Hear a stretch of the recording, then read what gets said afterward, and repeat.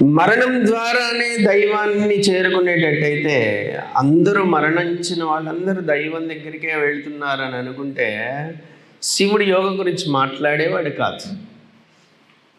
ఎట్లానే పోగానే వాళ్ళే వస్తారులే అని ఊరుకునేవాడు. కానీ మరణించిన వాళ్ళందరూ దైవాన్ని చేరుకోవట్లేదు. దైవాన్ని చేరుకోకపోవటం వల్లనే తిరిగి మళ్ళీ అలవాటైనటువంటి వాళ్ళ గర్భంలోకి వచ్చి పడిపోతున్నారు.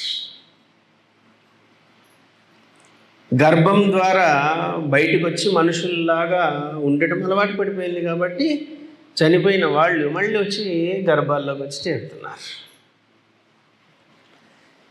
మళ్ళీ గర్భాల్లోకి రావడం వల్ల ఏం జరుగుతుంది? ఈ జన్మకైతే ప్రశాంతంగా ఏసీ కారు ఉంది, ఏసీ రూమ్స్ ఉన్నాయి, ఏసీ ఇళ్ళు ఉన్నాయి, పెద్ద పెద్ద ఇళ్ళు ఉన్నాయి, అందమైన వాళ్ళము, ట్రవల్ నెక్లెస్ ఉంది, అన్నీ ఉన్నాయి. ఇప్పుడు బాగుంది. అది లేని రోజు ఒకటి వస్తుంది చూసారా, అప్పుడు అనిపిస్తూ ఉంటుంది మళ్ళీ బుద్ధుండి మనిషిలాగా పుట్టకూడదని అనిపిస్తూ ఉంటుంది.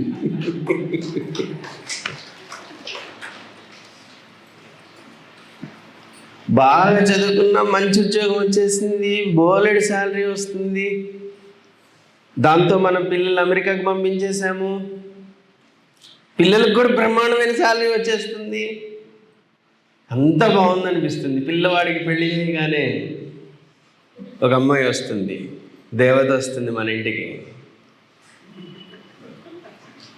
ఆ దేవత అన్నదనుకోండి అత్తగారిని, అప్పుడు ఈ జన్మ ఇంకొకసారి మనకొద్దు అని అనిపిస్తుంది. ఇలా మనము బ్రతుకున్నంత కాలము మన జీవితాన్ని మనమే చీగుట్టుకుంటూ ఉంటాం. ఎట్లా? మనము భగవంతుడిని చేరుకోవడానికి దారిని మరణం ద్వారా చేరుకుందాంలే, ఆ జరిగిన రోజు ఎట్లయినా దేవుడిని చేరుకుంటాము అనే నిర్ణయం తీసుకున్నాం అనుకోండి, ఆ రోజు వచ్చే వరకు ప్రతిరోజు చీకారాలే మన జీవితం. జీవితం.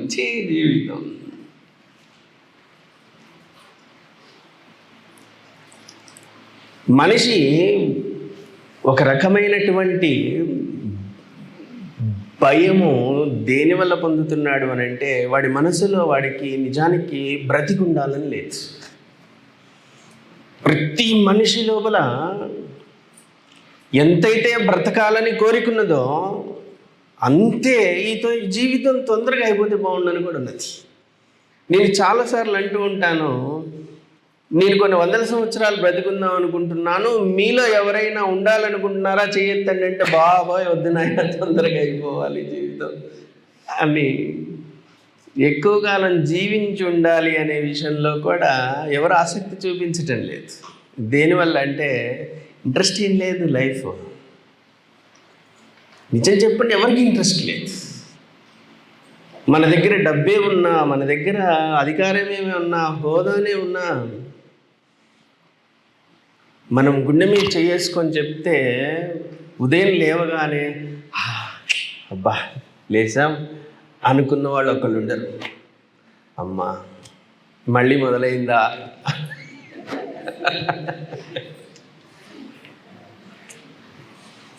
ఎక్కడి నుంచి తెలుసా?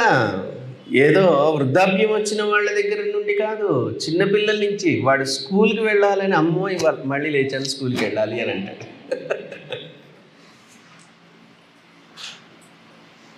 యవ్వనంగా ఉన్నవాడు లేచి అమ్మ మళ్ళీ రోజు మొదలైపోయిందా. అందుకే వాళ్ళు విసుగు కొద్దీ 12 వరకు పడుకోవాలని చూస్తుంటారు. చూడండి, బయట అంత ఇంట్రెస్టింగ్ ఏం లేదు. ఇంకా వివాహమైనటువంటి స్త్రీ అయితే ఇక మనకి వంట మనిషి పని మొదలవుతుంది అని అనుకుంటూ ఉంటుంది. ఉదయం లేవటమే, లేచి వంటిల్లికి వెళ్ళి చూస్తుంటే నరకము ప్రత్యక్షంగా కనబడుతున్నట్టుగా ఉంటుంది. ఇప్పుడు వీటన్నిటినీ సర్దుకుని వండి పెట్టి అంతా చేసిన తర్వాత నీ బొంద మీద చట్నీ అంటాడు. అసలు లేచి ఆ వంటింట్లోకి వెళ్దామనేదే పెద్ద నరకం అని అంటుంటే, ఆ చేసిన దాన్ని పట్టుకుని నీ మొహం మీద చట్నీ అనేస్తాడు. ఇక ఏ ఇంట్రెస్ట్ లేకుండా ఉదయం లేవటమే ఎంత భారంగా లేస్తూ ఉంటామో. ఇక వ్యాపారాలు ఉద్యోగాలు చేసే వాళ్ళనైతే చెప్పనలవి కాని బాధ వాళ్ళదైతే. ఇవాళ మళ్ళీ ఆఫీస్కి వెళ్ళాలా, ఆ డాబర్మెన్ ముఖం చూడాలా. ఎవరు డాబర్మెన్? ప్రతి బాసు ఆ కింద వాళ్ళకి డాబర్మెన్ ముఖం చూడాలా. రవీంద్ర గారు అయితే నవ్వుతున్నారు. అట్లా ప్రతిరోజు ఆ ఉద్యోగస్తుడికి నరకమే. వ్యాపారస్తులకి బ్యాగ్ ఒకటి వేసుకొని వస్తాడు ఒకడు. ఆ వ్యక్తిని చూస్తూ ఉంటే అసలు ఈ భూమండలం నుంచి ఉన్న పొలాలు మాయమైపోతే బాగుండు అనిపిస్తూ ఉంటుంది. వాడి యొక్క చిట్టి తీసి తెచ్చాడు, నీ బాకీ ఇంతుంది నాయన. రోజంతా కూర్చుని ఆయన సంపాదించినటువంటి డబ్బు తీసుకెళ్ళి ఆ చిట్టి పట్టకొచ్చిన వాడికి చిట్టి రాసి ఇచ్చేస్తూ ఉండాలి. ఇక వృద్ధాప్యంలోకి వెళ్ళిన వాడిదైతే ఆ అనారోగ్యం వలన ఆ వ్యక్తి త్వరగా జరిగిపోతే బాగుంటుంది శుభకార్యం ఏదో అని అనుకుంటూ ఉంటాడు. ఏంటి ఆ శుభకార్యం?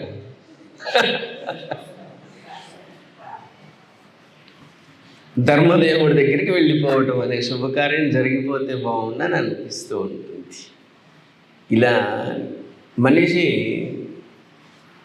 తన యొక్క దైవాన్ని చేరుకోవాలి అనేటువంటి అంతిమమైనటువంటి లక్ష్యం మీరు అనుకోకపోయినా, మీకు అవగాహన ఉన్నా లేకపోయినా, మీరు సరే అన్నా కాదన్నా, మీ లోపల అంతర్లీనంగా ప్రతి మనిషి లోపల ఒక విషయము కొనసాగుతూ ఉంటుంది. అది ఏంటి అని అంటే, దైవాన్ని నేను చేరుకోవాలి, దైవంగా నేను మారిపోవాలి అనేటువంటి ఒక అంతర్లీనపు జిజ్ఞాస లోపల అంతర్లీనంగా ప్రతి మనిషిలో అది ప్రయాణిస్తూ ఉంటుంది. ఎందుకనంటే నీలో ప్రయాణిస్తున్నటువంటి ఈ ప్రాణం ఏదైతే ఉన్నదో అది నీది కాదు, దేవుడిది, పరమశివుడిది. అది అక్కడి నుండి నీకు ఇవ్వబడినటువంటి ఒకానొక బహుమతి మాత్రమే. అది నువ్వు తిరిగి యథాస్థానానికి అది వెళ్ళాల్సిందే. అందుకే ప్రతి ఒక్కరిలో ఆ ప్రేరణ అనేది కొనసాగుతూ ఉంటుంది. ఏంటి అంటే దైవము అని. దాన్ని ఎలా చేరుకోవాలో తెలియదు. కేవలం మరణం అనేది ఒక్కటి మాత్రమే ఆశ్రయించుకొని కూర్చున్నారు. జరిగిన రోజు ఎలా అయినా దేవుడి దగ్గరికి వెళ్ళిపోతామని గాలికి వదిలేస్తున్నారు. అది జరిగిన రోజు ఎలా అయినా దేవుడి దగ్గరికే కదా వెళ్ళేదని వదిలిన వాళ్ళందరూ ఆ లోపు జీవితాన్ని ఇలా నరక భూయిష్టంగానే జీవిస్తున్నారు. పాపము అంటే అర్థము ఏంటి అంటే, మీరు బాధగా ఉండడమే పాపము. మీరు ఎందుకు బాధగా ఉంటున్నారు అని అంటే, దైవాన్ని చేరుకునేటువంటి ఒక గొప్ప ఆనందకరమైన విషయాన్ని మీరు మరణంతో ముడిపెట్టించారు. మరణించిన రోజు వెళ్తాంలే, అప్పటి వరకు దాని గురించి మనం ఆలోచించనక్కర్లేదని మీరు దైవాన్ని పక్కకు పెట్టేశారు. ఈ మధ్యలో మీరు ఏదో చేస్తున్న పూజలు ఇవన్నీ కూడా ఏంటంటే కాలక్షేపం. అది దైవాన్ని చేరుకోవడం కోసం చేస్తుంది కాదు. ఏ రోజుకి ఆ రోజు మనం చేసేటువంటి ఒక చిన్న సర్దుబాటు మాత్రమే.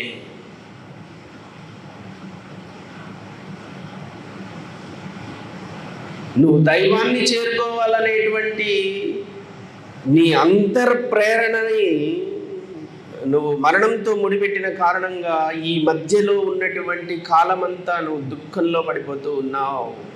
ఎందుకు? నువ్వు ఆనందంగా, ఈ మధ్య ప్రయాణం ఆనందకరమైనది కాదు. మరణంతో ముడిపెట్టుకొని ఉన్నటువంటి నీ జీవితము ఆనందకరమైనది కాదు, అది బాధాకరమైనది. ఆ బాధపడటమే పాపము అంటే. చూడండి, మీరు ఎంతైతే ఎక్కువ బాధలో ఉంటుంటారో అంతంతగా మీరు పాపంలో పడిపోతున్నారని అర్థం. పాపం యొక్క ఫలితం ఏంటి అంటే అనారోగ్యము. పాపం యొక్క ఫలితం ఏంటి అంటే దుఃఖం. మనం ప్రత్యేకంగా పాపాలు ఏమి చేయటం లేదు, మనం ఎవరిని పొడి చేయటం లేదు, ఎవరిని చంపేయటం లేదు, ఎవరిని కొట్టడం లేదు, ఎవరి ఆస్తులు దోచుకోవటం లేదు. వాటి వల్ల ప్రత్యేకంగా మనకు గొప్ప పాపాలేమీ అంటడం లేదు. పాపం వల్ల దేని వల్ల అంటుతుంది అని అంటే, నువ్వు బాధపడుతూ ఉండడం వల్ల పాపం అంటుతుంది, నీ దుఃఖము వల్ల పాపం అంటుతూ ఉంది, నువ్వు ఏడుస్తూ ఉన్న కారణంగా పాపం అంటుతుంది. నువ్వు ఎందుకు ఏడుస్తున్నావు అని అంటే, నీ ప్రయాణాన్ని ఆనందంగా ముగించే వైపు కాకుండా దుఃఖంగా ముగించే వైపు ఎంచుకున్నావు కాబట్టి నువ్వు నిరంతరం దుఃఖంలో ఉన్నావు. దీనిని ఎట్లా పరిష్కరిద్దామన్నా పరిష్కారం కావటం లేదు, ఏ విధంగా పరిష్కరిద్దామన్నా అవ్వటం లేదు, దాని మార్గం తెలియటం లేదు.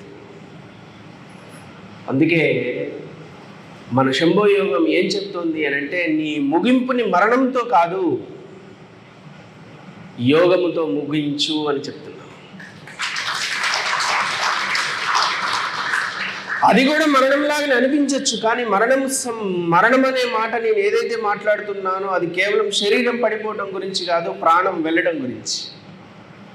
శరీరము మరణించిన వాడిది, యోగములోకి వెళ్ళిన వాడిది, ఇద్దరిది ఒకలాగానే వెళ్ళిపోతుంది. శరీరం పడిపోతుంది, కానీ ప్రాణం వెళ్ళే తీరు వేరేలా ఉంటుంది. ప్రాణం వెళ్ళే తీరు వేరేలా ఉంటుంది. ప్రాణం వెళ్ళే తీరు ఆ ఇద్దరికి వేరేలా ఉంటుంది. ఈరోజు మనమందరము నిజంగా మనస్ఫూర్తిగా చెప్తున్నాను, పరమశివుడి యొక్క అనుగ్రహము లేని ఒక్క మనిషి ఇక్కడ ఉండడు. ఆ జగన్మాత యొక్క అనుగ్రహం లేని ఒక్క మనిషి ఇక్కడ ఉండడు. ఎందుకనంటే మనమందరము యోగాన్ని ఎంచుకుని యోగము ద్వారా వెళ్ళాలనే నిర్ణయం మన లోపల అంతర్లీనంగా ఎక్కడి నుంచో జరిగింది. అందుకే మనం పరుగు పెట్టేసుకుని యోగములోకి ప్రవేశించడానికి ఇక్కడికి వచ్చాం.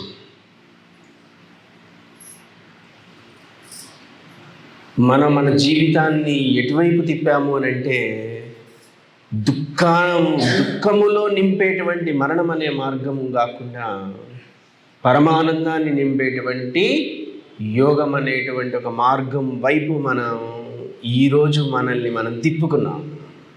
ఇది జీవితంలో అత్యంత గొప్ప మలుపు. ఆ యొక్క మలుపు అత్యంత మహాపవిత్రమైనటువంటి వైభవోపేతమైనటువంటి సాక్షాత్తు శివుడు శరీరముతో ఉన్నటువంటి ఒకానొక క్షేత్రములో ఆ మలుపు తీసుకున్నాం మనం. అరుణాచలము అనంటే కేవలం మీరు రాయి గుట్టేమో అని అనుకుంటున్నారు. లేదంటే గుడికి వెళ్ళినప్పుడు అక్కడ మీకు ఏదో ఒక సెగ తగులుతుంది, అక్కడ ఉన్న శివలింగం శివుడేమో, అన్ని గుళ్ళలాగా ఒక గుడేమో అని అనుకుంటున్నారు. కానీ అరుణగిరి, మనం ఈరోజు గిరి ప్రదక్షిణ చేస్తాం. ఆ గిరి గుట్ట కాదు, శివుడు. శివుడు తన యొక్క సర్వమైనటువంటి ప్రాణాన్ని మనమే ఎలా అయితే ఈ శరీరంలో మన ప్రాణాన్ని నడిపించుకుంటున్నామో, తిప్పుకుంటున్నామో, అలా శివుడు ఆ పర్వతంలో తన ప్రాణాన్ని తిప్పుతూ ఉన్నాడు. ఆయన మహాప్రాణాన్ని తిప్పుతూ ఉన్నాడు. మన ఈ శరీరంలో ఎలా అయితే ప్రాణము కిందికి పైకి ఇలా సుడులు తిరుగుతూ ఉందో, అలా శివ అనేటువంటి మహాప్రాణము ఆ గిరిలో తిరుగుతూ ఉన్నది. మనము మన శరీరము ఎలా అయితే ఇక్కడ కూర్చుని అన్నిటినీ అనుభవిస్తుందో చుట్టూ ఉన్న విషయాలని, అలానే అక్కడ గిరి రూపంలో శివుడు కూర్చొని మనందరినీ చూస్తూ ఉన్నాడు. అటువంటి ఒక మహాక్షేత్రములో మనం ఒక గొప్ప మలుపు తీసుకున్నాం. ఏ మలుపు అనంటే, ఈ భూమండలం పైన ఉన్నటువంటి మనుషులు ఏదైతే అజ్ఞానముతో ఏ మలుపునైతే తీసుకోకుండా ప్రయాణం చేస్తున్నారో ఆ మలుపుని వదిలేసి మనము ఆనందము అనేటువంటి యోగము అనే మలుపు మనం తీసుకొని ప్రయాణం చేస్తున్నాం.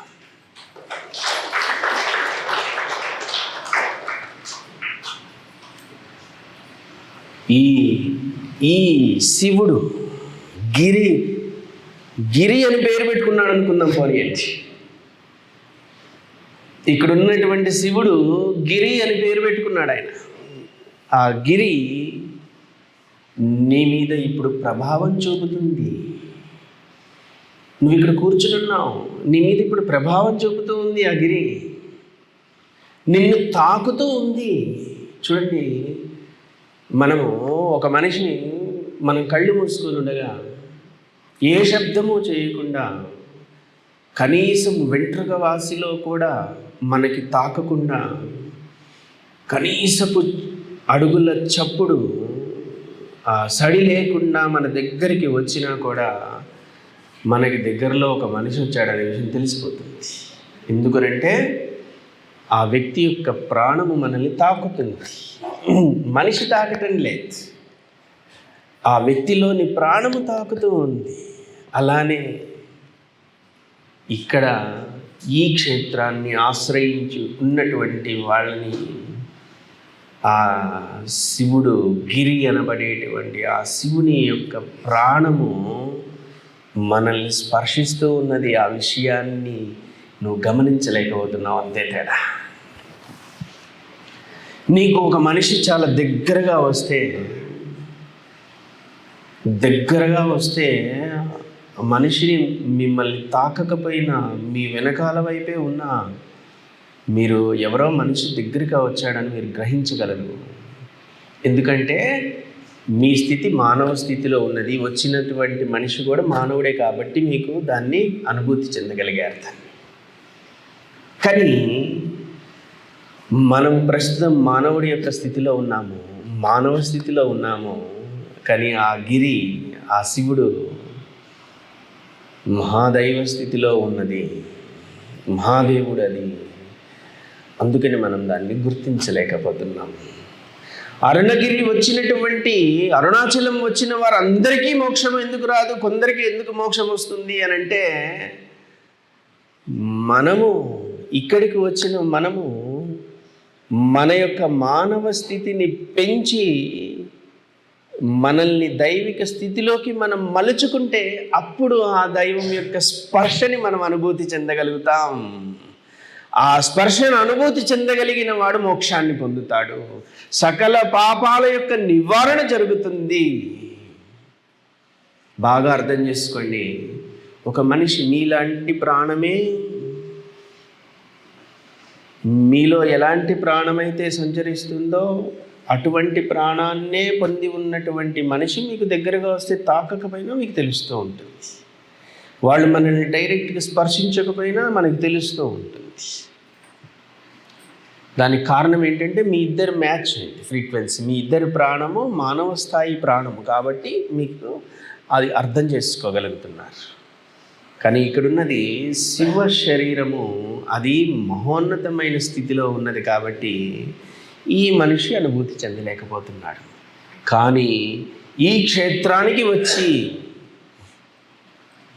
ఎవరైతే వారి యొక్క ఈ ప్రాణస్థితిని కొంచెం మార్చుకుని మనిషి స్థితి నుంచి కొంచెం ఈ ప్రాణాన్ని దైవిక స్థితికి తిప్పితే మనము ఆ శివుని యొక్క ఆ యొక్క ప్రాణాన్ని అనుభూతి చెందగలుగుతాం. శివుడు ఇక్కడే ఉన్నాడు కదా అనిపిస్తుంది, మీకు తెలుస్తూ ఉంటుంది. శివుడు నన్ను తాకుతున్నాడు కదా అని మీకు తెలుస్తూ ఉంటుంది, నన్ను స్పర్శిస్తున్నాడు కదా అని తెలుస్తూ ఉంటుంది, నా ఒళ్ళంతటిని కమ్మేస్తున్నాడు కదా అనేది నీకు తెలుస్తూ ఉంటుంది. నువ్వు ఒక గొప్ప దైవం యొక్క సంరక్షణలోకి వెళ్ళిపోయావు కదా అనే విషయం నీకు అర్థమవుతూ ఉంటుంది. ఆ స్థితిలోకి వెళ్ళటానికి ఎవరైతే ఈ అరుణాచలాన్ని ఆశ్రయిస్తారో వాళ్ళందరూ పుణ్యాత్ములు, ధన్యాత్ములు, వారందరూ మోక్షానికి రాహతున్నవారు. వాళ్ళమే మనమంతా. మనము కేవలం ఇక్కడికి వచ్చేసి దేవుడి దర్శనం చేసుకున్నాము, స్వామి మా ఆయన 6 నెలల క్రితం ఒక నగ ఇప్పిస్తాను అన్నాడు, ఇంకా ఇప్పించలేదు, అది ఇప్పించేటట్టు చేయి అని కోరుకోవడానికి వచ్చి వెళ్ళలేదు. స్వామి నేను ఆ భూమి కొనుక్కున్నాను, అది అమ్ముదాం అనుకుంటున్నాను, అమ్ముడుకోవడం లేదు, అమ్మేటట్టు చేయండి అని కోరుకోవటానికి రావటం లేదు. మనము యోగము ద్వారా దైవం యొక్క స్థితికి, దైవం ఉన్న ఈ శివుడు ఉన్నటువంటి ఈ క్షేత్రంలో ఆ శివుడిని చేరుకోవడానికి, మన స్థితిని పెంచుకోవడానికి మనం ఇక్కడికి వచ్చాము. ఇటువంటి వారి కోసమే ఆ పరమశివుడు ఇటువంటి వారి కోసము ప్రతి క్షణం తప్పించి మనకి అనుభూతి కలిగించడానికి ప్రయత్నం చేస్తూ ఉంటాడు శివుడు. ఎందుకనంటే శివుడు సహజంగా అనంతంగా వ్యాపించుండేటువంటి వాడు. కానీ కొన్ని ప్రత్యేక స్థానాలలో, ప్రత్యేక క్షేత్రాలలో ఒక శరీరముగా మారిపోతాడు ఆయన. ఆయన ఒక శరీరముగా మారి మనలాంటి రూపములోనే ఉంటే మనము మామూలు మనిషి అనుకుంటాం. కాబట్టి ఒక గిరిలా, ఒక పర్వతములా, ఒక నదిలా ఇలా భౌతిక రూపం దాల్చి అక్కడ ఉండి మన కోసము సహాయం చేస్తూ ఉంటాడు. అలా ఈ అరుణగిరి శివుడి యొక్క శరీరం, సింపుల్గా చెప్పాలి అంటే. అందుకు మనము గిరి చుట్టూ ప్రదక్షిణ చేస్తూ ఉంటాం. ఊరికే ప్రదక్షిణ చేసామనుకోండి పర్వాలేదు, సంతోషము. దైవాన్ని చుట్టూ ఒక ప్రదక్షిణ చేసుకున్నాము, మనకు అంటుతుంది. బొగ్గు గుట్ట మీద నుంచి పోతూ ఉంటే ఆ మసి మనకు అంటుతుంది కదా, అలాగ కొంత మనకి దైవం యొక్క అనుగ్రహం లభించింది అనుకుంటాం. కానీ యోగముతో మనం ఆయనని ప్రదక్షిణ చేశామనుకోండి, ఆయన సన్నిధిలో ఉన్నామనుకోండి, ఆయనతో మనం కలిసిపోతాం. సమస్య ఏంటి అని అంటే, శివుడితో మనం కలిస్తే వచ్చేది ఏముంది స్వామి, మాకేం వరుగుతుంది. నువ్వు శివుడితో కలిసిపోతే సకల వైభవాలను ఇచ్చేటువంటి దేవుడే పరమశివుడు. సకల సౌభాగ్యాలను నీకు ప్రసాదించేవాడే పరమశివుడు. శివ అంటే పరమ మంగళకరమైనటువంటి వాడు. ఏడుపు ఉండదు మన జీవితంలో, మన జీవితంలో దుఃఖం ఉండదు. మనం ఏదైతే మరో మార్గం ఒకటి ఏదైతే ఉన్నదని చెప్పుకున్నామో, ఆ మార్గంలో జనాలు ఏదైతే అనుభవిస్తున్నారో అది మనం అనుభవించం. మనం పరమ వేడుకని జరుపుకుంటాం. జీవితం ఒక వేడుకగా గడుస్తూ ఉంటుంది. మనకున్నటువంటి సమస్త ఈతి బాధలు ఆ స్పర్శ తగిలిన మరుక్షణమే ఆ వ్యక్తిలో వారి యొక్క ఈతి బాధలన్నిటినీ పటాపంచలు చేసి పడేసేటువంటి ఒక మహాదైవము పరమశివుడు. అటువంటి ఆ అనుగ్రహం కోసము ఈ యొక్క శివరాత్రి పర్వదినాన ప్రాణ విజయోత్సవము అనేటువంటి ఒక వేడుకని మనం జరుపుకుంటున్నాం. మీరు గమనించారో లేదో, ఈ వేడుకకి ప్రాణ విజయోత్సవము అని పెట్టాం. దానికి కారణం ఏంటి అని అంటే, శివుని స్థాయికి, శివుడిని నువ్వు అనుభవించే స్థాయికి నీ యొక్క ప్రాణము చేరాలి. విజయము చేయటము అంటే అర్థము ప్రయాణించటము అని అర్థం.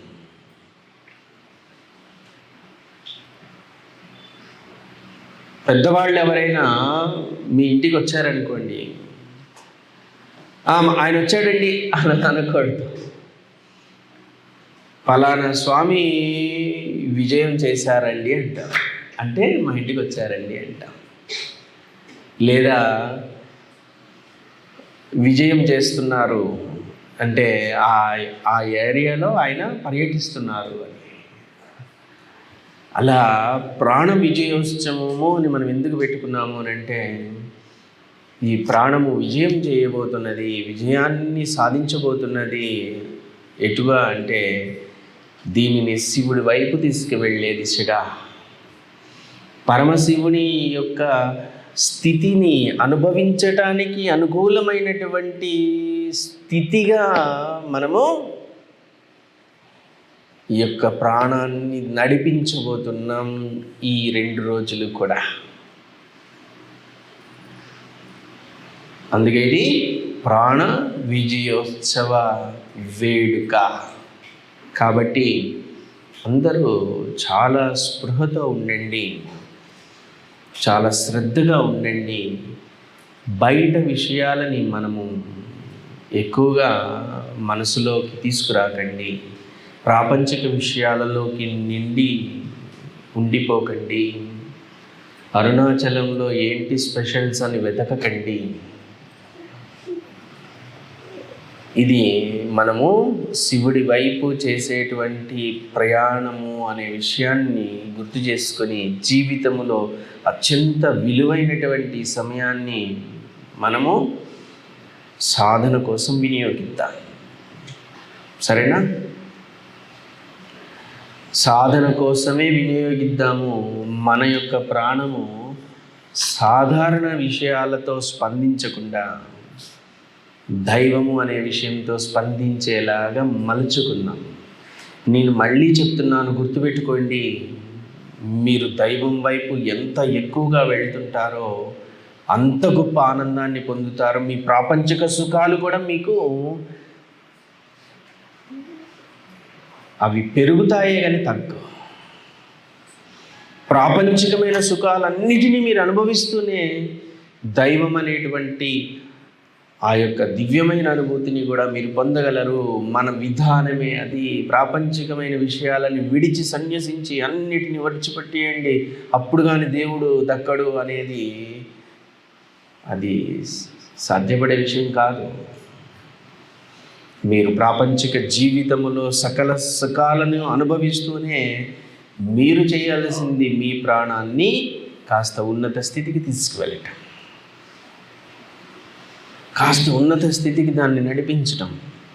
ఆ నడిపించటం కోసమే మీకు కొన్ని సాధనలు మనము ఇస్తాము. ఆ సాధనలు చేసుకుంటూ ఉంటే చాలు. సరేనా? ఈ 2 days పూర్తిగా దైవిక స్పృహలోనే ఉంటారు.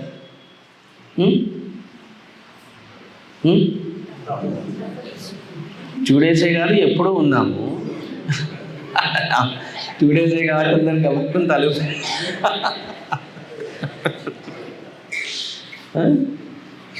ఎప్పుడూ ఉన్నాము, అన్నీ పొందుతాం. భయపడద్దు. ప్రాపంచిక విషయాలు పోతాయి కాదు, ఇంకెక్కువ అయిపోతాయి. మనం ఇంకెక్కువ పొందుతాం. మీకు యోగము లేకుండా పొందుతుంటే మీ పుణ్యం తరిగిపోతుంది అని అర్థం. గుర్తుపెట్టుకోండి.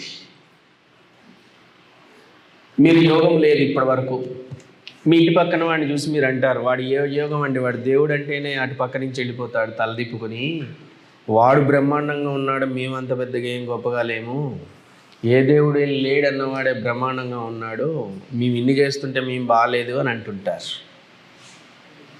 వాడి పుణ్యం తరిగిపోతుంది, వాడు అణగారిపోవటానికి దగ్గర పడ్డాడని అర్థం. మనం కూడా ఈరోజు మనకి పుష్కలంగా ఉంది అని అంటే అర్థము, మనం ఏదో జన్మలో మనం చేసుకున్నటువంటి సాధనా బలం. మనం చేసుకున్నటువంటి పుణ్య ఫలితం. ఇప్పుడు అవన్నీ రాగానే మనకి ఇంకేమీ చేయబుద్ధి కావట్లేదు, కేవలం వాటిని మాత్రమే అనుభవించాలనిపిస్తుంది అని అంటే అర్థం ఏంటి అని అంటే మీరు సంపాదించుకుంటే అయిపోగొట్టుకుంటున్నారు అర్థం. అదే మీరు దానికి కొంచెము మన యోగాన్ని జోడించండి. ఆ పుణ్యబలము, ఆ వైభవం అలానే ఉంటుంది. అది బ్రహ్మాండంగా దేదీప్యమానంగా వెలుగుతూ ఉంటుంది, ఇంకా పెరుగుతూ ఉంటుంది. అట్ ది సేమ్ టైం మీరు మీ సుఖాలను అనుభవించడం వల్ల మీ పుణ్యం తరిగిపోతుంది.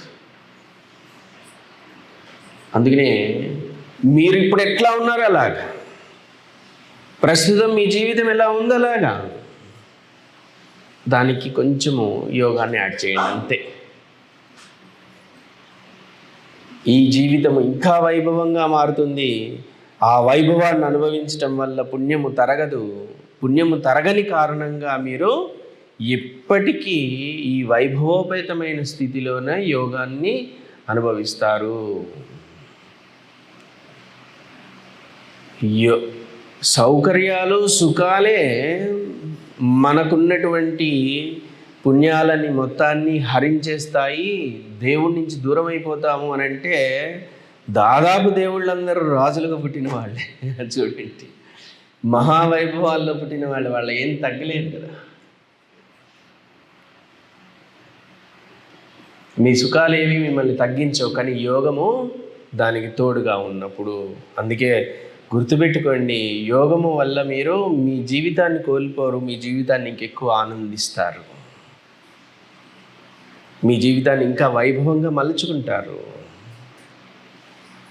మీరు చేసుకున్న పుణ్యము తరగదు, అది ఇంకా పెరుగుతూ మీకు ఇంకా మంచి జీవితాన్ని అది ప్రసాదిస్తూ ఉంటుంది. కాబట్టి ఇప్పటి వరకు భౌతిక జీవితాన్ని పెంచుకోవటం కోసము, భౌతిక జీవిత వైభవాన్ని పెంచుకోవటం కోసం ఇప్పటి వరకు కష్టపడ్డారు.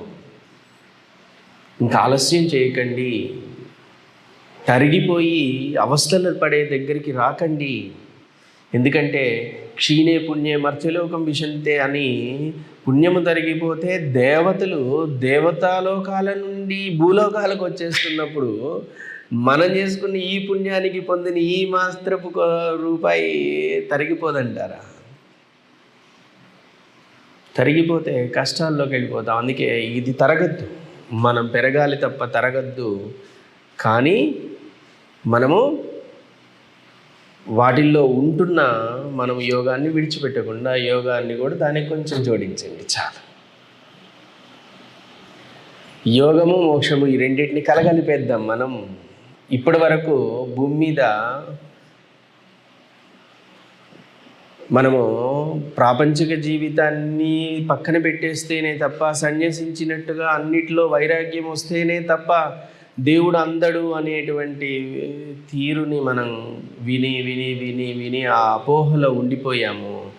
ఏం లేదు, మీరు మీ ప్రాపంచిక జీవితం బ్రహ్మాండంగా గడుపుతూ దానికి కాస్త యోగాన్ని తీసుకురండి, ఎటువంటి వారికైనా మోక్షం వచ్చి తీరుతుంది. అదే ఆ చిన్న గీత మీకు అర్థం కావాలి. అలా నడిపించేటువంటి వ్యక్తి, అటువంటి విధానాన్నే నేను మీకు ఇస్తాను తప్ప మిమ్మల్ని వైరాగ్య స్థితికి తీసుకెళ్ళను. మీరు వైభోగంగా ఎంజాయ్ చేస్తూ ఉండాలి లైఫ్.